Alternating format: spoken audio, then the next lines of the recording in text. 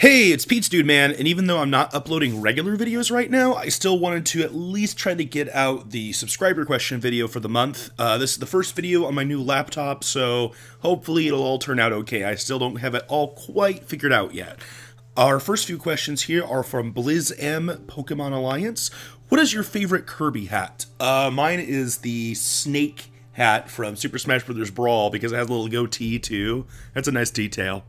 If you could pick between Sandslash, Farfetch'd, and Psyduck for a Gen 1 Pokemon character purely off of moveset, who would you pick, why, and what moveset would you give it, as well as a final smash? Okay, so we're talking about for Smash Brothers. I would pick Farfetch'd because he has his leak, so I think that'd be fun. He could use it as a weapon.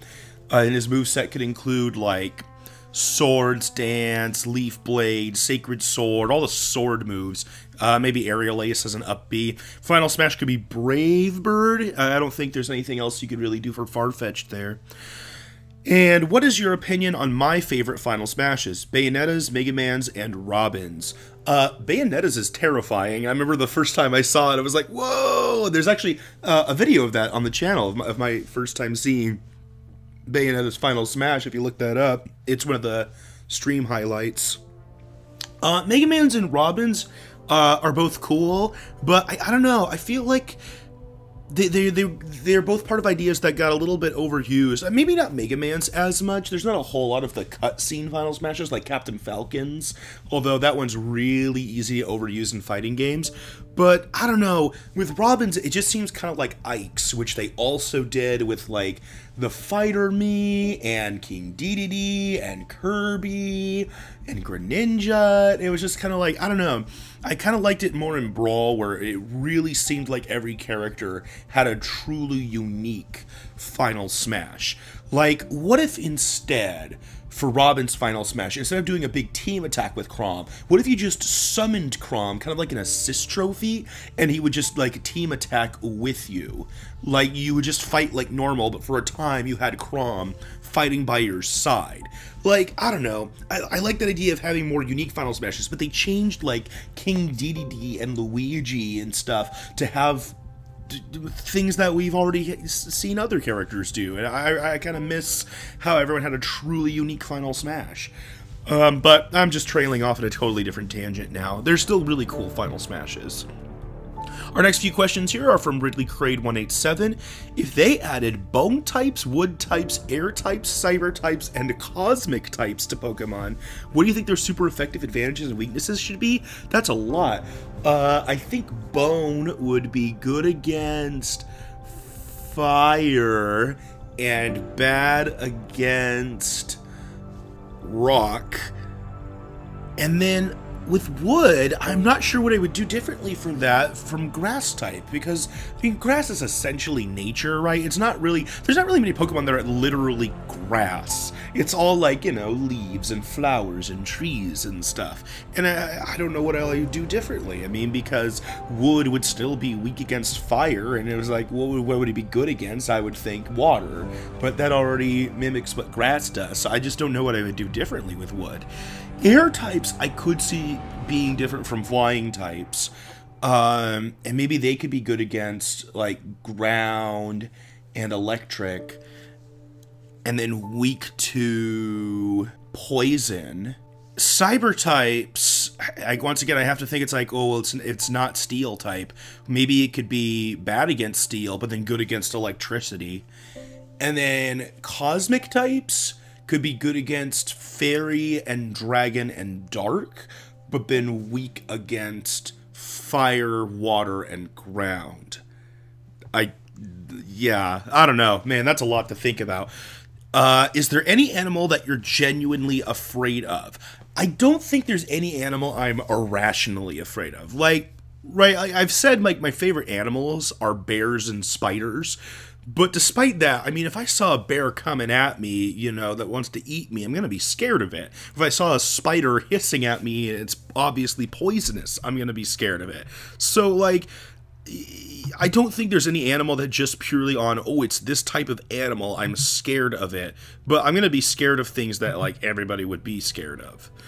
Why is Haruhi your favorite anime? I've tried watching it in the past, and Haruhi herself strikes me as an insufferable jerk. Well, Haruhi is an insufferable jerk. You don't watch Haruhi for Haruhi. You watch Haruhi because the main character of Haruhi is actually Kyon, and it's about his adventures dealing with Haruhi, as well as the other characters who have to put up with her. Now, Haruhi does have development later on and becomes a better character, and yada yada yada. But I mean, she's kind of the driving force of the show, more than the actual focus of the show. Kind of funny, I guess. Have you seen Little Witch Academia? If so, what do you think? I actually have not seen it. I think that's going to change later this summer. I'm pretty sure Taylor is intending to show that one to us. If Snake was an SSB4, what Palutena's guidance would he have? Oh, I don't know. But I think it'd be funny is if you activated Palutena's guidance and instead it starts with a codec conversation with like Snake and Otakon or Snake and Mei Ling, and then it gets interrupted by Pit and Palutena talking, and then it's just a giant conversation. I think that'd be really funny. Mercadolum has some questions here. Thoughts on the Superstar Saga remake? I probably won't get it because I already have played and still own Mario & Luigi Superstar Saga, so I don't think I'll buy it again. But I don't know, to me it seems like one of those games where, even though it's the first in the series, it got it the most right. You know, I've played every Mario & Luigi game except for Paper Jam, and still my favorite one is Superstar Saga, so I'm glad that, you know, they're reintroducing it for people who have never gotten to try it. What happened to your top 5 Fire Emblem Awakening support series? I really enjoyed that series. I really enjoyed that series too. And the only reason I took down those videos is because they showed my face. I've talked about that a bit before. I really can't show videos of my face anymore because of my profession, and those ones happen to show my face. Maybe I could re-upload them without the scenes with my face on it, or I was thinking about doing one for Fates. I'm not sure. We'll see. Do you actually ship Peridot and Papyrus? That was more of a joke. I do think it would actually work out, but when it comes to me and actually shipping, I tend to stay in the same universe.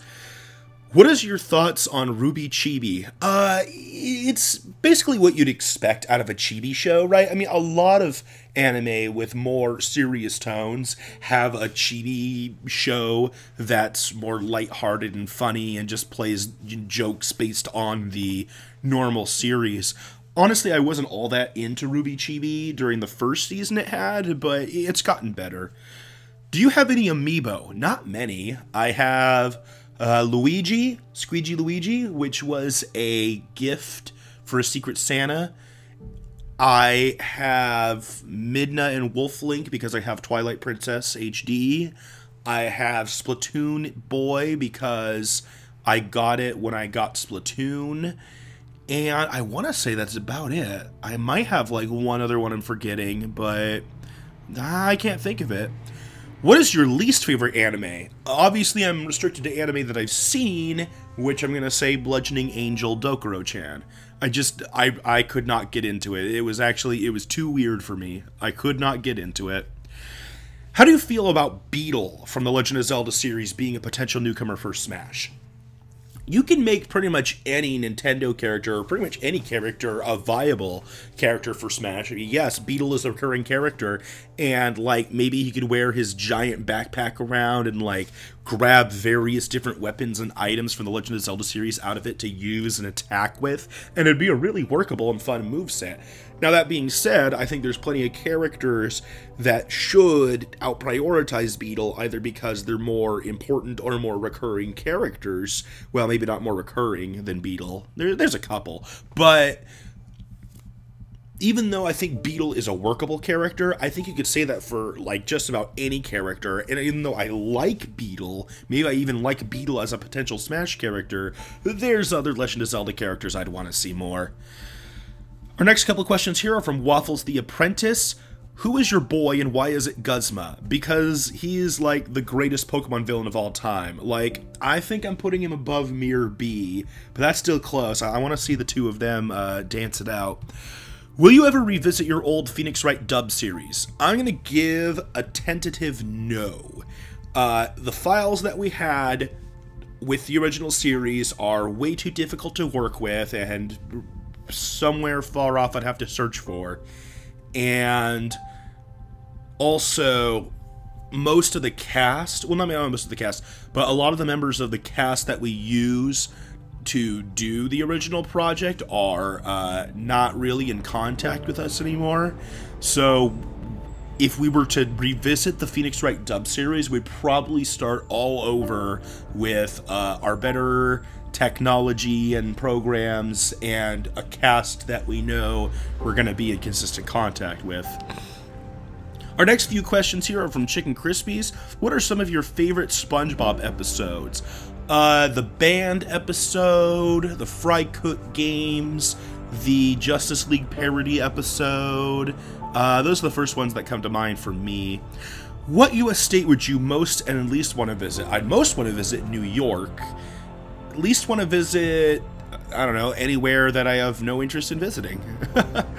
And what are your thoughts on Injustice 2, assuming you've played it? I have not played it, and the reason I have not played it is because there's way too many video games coming out right now that I want. So I've kind of had to restrict how many I buy, especially since I just got this new laptop. I can't get every single thing I want. For instance, I still haven't gotten Tekken 7 either, and I really want Tekken 7. We have a few more questions here from Blizz and Pokemon Alliance. What is your favorite element from the periodic table? Boron. What do you think are the chances of Waluigi becoming playable in Smash 5? They are not bad, I don't think. For one, he does have a pretty big fan following, and for two, he is one of the most recurring Mario characters to date. So, I don't know, 40%? If Rosie was in Smash, what would her moveset, Final Smash, and victory theme be? And if she were to meet and fight with any Smash character, who would it be and why?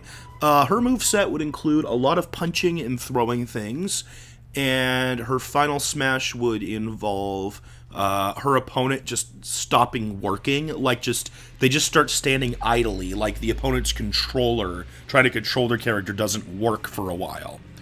And then her victory theme would be Na Na Na by My Chemical Romance. And if she were to meet and fight with any Smash character, I actually asked her about this one. She picked Villager because she wants to punt him. Opinion on the game in development, A Hattin Time. Do you think you'd LP it when it comes out? That's going to depend largely on what platform it comes out on and what other projects I'm currently doing at the time. But I am interested in Hattin Time. That game has been in development for many, many, many years. I remember when they were like first showing it off. So yeah, it's been in development for a long time. Actually, someone made a piece of fan art recently of me doing an LP of Hattin Time, but then they deleted it, and I was sad. I actually, if you're watching and listening right now and you made that piece of fan art, I actually saved it on my computer before you erased it online. So I haven't reposted it anywhere because you deleted it. I don't remember who that was, but we'll see. I might do Hattin Time someday. We'll see. Musomania27 asks, have you played the ARMS Test Punch, and if so, who is your favorite character? If you haven't played it yet, are you excited? Well, at this point now, because ARMS is out, I'll just give my opinion on ARMS. I like ARMS a lot. First of all, when you play a fighting game, most of them are in like Street Fighter style or in the Tekken style, that 3D movement space, so it's rare to get one like ARMS that does something different. So that in itself is pretty neat. There's also kind of a custom robo element in it with the way that you customize your arms and how like the different characters are basically like custom robo frames. They just take, all have different stats and a special ability, and I like that it's a game that's really based more on skill, right? You don't have like a whole huge selection of special moves that you memorize the combos for each character. It's just kind of like, these are your movements, and this is how you fight, and you just gotta go at it and get good at it. So I really, really like ARMS, actually. I've been playing a lot of it. And my favorite character is Springman because he's like Little Mac. What are your thoughts on having a customizable character in Sonic Forces? You know what? I'm actually really excited about that. I think that's a great idea. I mean, come on. We already know that, like, so many people make Sonic OCs. So, like, actually implementing into a video game like that, I think that's a great idea.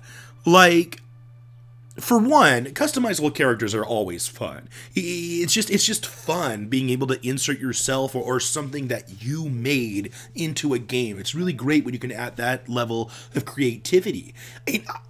To have that in a Sonic game, like, you usually don't see that. Usually it's like when you make a custom character, it's like a human or you know, something that fits in that world. You don't usually get to see it like that in Sonic, where it's like, oh yeah, I'm gonna make like an anthropomorphic animal that is my custom avatar. You don't see that as often. Something that really fits in that universe that's not a human type thing.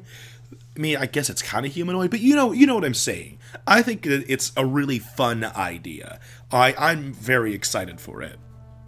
What would be your ideal Pokemon team and trainer class? Oh, I would definitely be... Gosh, I don't know, actually. I was going to say something, but I think I've talked about my ideal team before is a fighting team, and I've done it before, where it's got, like, Infernape and Gallade and Lucario and Pangoro and Hawlucha, basically an all-fighting team. It's all fighting mixed with something else, like an Elite Four type fighting team. And obviously the trainer class that would go with that is Black Belt, but my favorite trainer class is actually the Hikers, because they always look so jolly. I really like the Hikers. But, I don't know, Hikers don't use fighting Pokemon that. Well, I guess they use Machops, so maybe I could get away with that. We'll see. Our next few questions here are from Smash Bros. 2009. In Melee, were you able to finish Event 51 with no stock loss? And if so, who did you complete it with? Yes, I did, and I completed it with my Melee main, who was Falco. Ever since the last Rosen question, have you stumbled across any more Michael Rosen YTPs? I have not. In any time during your life, what was the most effective way for you when studying for an exam? First, before I do any studying or really any work or any homework or anything, I sleep. Whether it's I go to bed really early, or if I just take a nap if it's early enough in the day, I do my best work right when I wake up. For instance, I'm recording this subscriber questions video right after I woke up in the morning. That's just always been. I've always been a morning person, and I always feel the most productive when I first wake up. So a lot of times in college when I had to study or do work, I would go to bed early that night and wake up at like 3 or 4 in the morning, and then that's when I would do all the work I need. So that was the most effective way for me, because I was a morning person. But I think, you know, you can just apply that to being like, you know, do work during the time of day where you feel the most productive. Yeah, I guess that's what I got for that. Have you played Fire Emblem Echoes, and if not, are you planning to do so? I am planning to do so. I've been simultaneously looking up details about it and not spoiling myself on it, because I really do want to play it, but I have to go back to that thing that I was talking about with Injustice 2. I've been prioritizing which games I buy, and I have not gotten Fire Emblem Echoes yet. Pretty much because Taylor lent me Xenoblade Chronicles 3D for the 3DS, and I've been playing that. So I was like, well, until I beat this, I don't really need to buy anything else. Because I had never played the original Xenoblade Chronicles before, so I'm finally doing that. Our next couple questions here are from Super Mario Fan 03. Would you rather own a Virtual Boy or a CDI if you were forced to pick one? Oh, definitely CDI. Man, what a novelty. Virtual Boy is just a piece of shit. Foreshadowing question, what did you think of Nintendo's E3? Oh, right, because when you asked this question, the E3 wasn't over. It was cool. They showed off a lot of cool games. I mean, the highlight, of course, was Super Mario Odyssey, which, man, they showed off that Mario possessing stuff with his hat. That is amazing. I always love it when they show innovation in Mario games, right? That's why Super Mario Sunshine is my favorite, is because they give something completely new for Mario to do, right? Where it seems like a lot of new Mario games are just like new power-ups, new levels, and that's fine. But when they actually give Mario something completely new to do, man, that is just so interesting to me. So I'm really excited for that. They showed off a lot of stuff that's coming out later. I think obviously the biggest surprises were Metroid, which is nice to see. I mean, Kirby looks nice, Yoshi looks nice. Yeah, they just showed off a lot of really nice stuff, and I'm excited. Internal Inferno asks, Mortal Kombat or Street Fighter? I'm a Street Fighter guy, pretty much because I grew up with Street Fighter. It was one of the first games I played, and meanwhile, as a kid, I was not allowed to play Mortal Kombat, and being the goody two-shoes I was, I thought it was icky. Our next few questions here are from PSB123. Which of these two do you prefer in Breath of the Wild in terms of their relationship with Link, Mipha or Zelda? I prefer Mipha. Mipha obviously has romantic feelings for Link. Zelda might, but I don't know, I think their relationship is more about coming to, you know, understand and support each other, which it could be romantic, but isn't explicitly romantic. Mipha's relationship with Link is explicitly romantic. If your idea of adding Ganon to Smash as a separate character from Ganondorf was to come to fruition, what do you picture Ganon looking like in that scenario? Oh, definitely something Link to the Past oriented. A lot of times they put Ganon in that look. Maybe you could give him like some of the tones of like Ocarina of Time Ganon, but I would definitely want him to be wielding the Trident of Power if Ganon were to be his own playable character in Smash. What are your top 5 LPs that you're most proud of?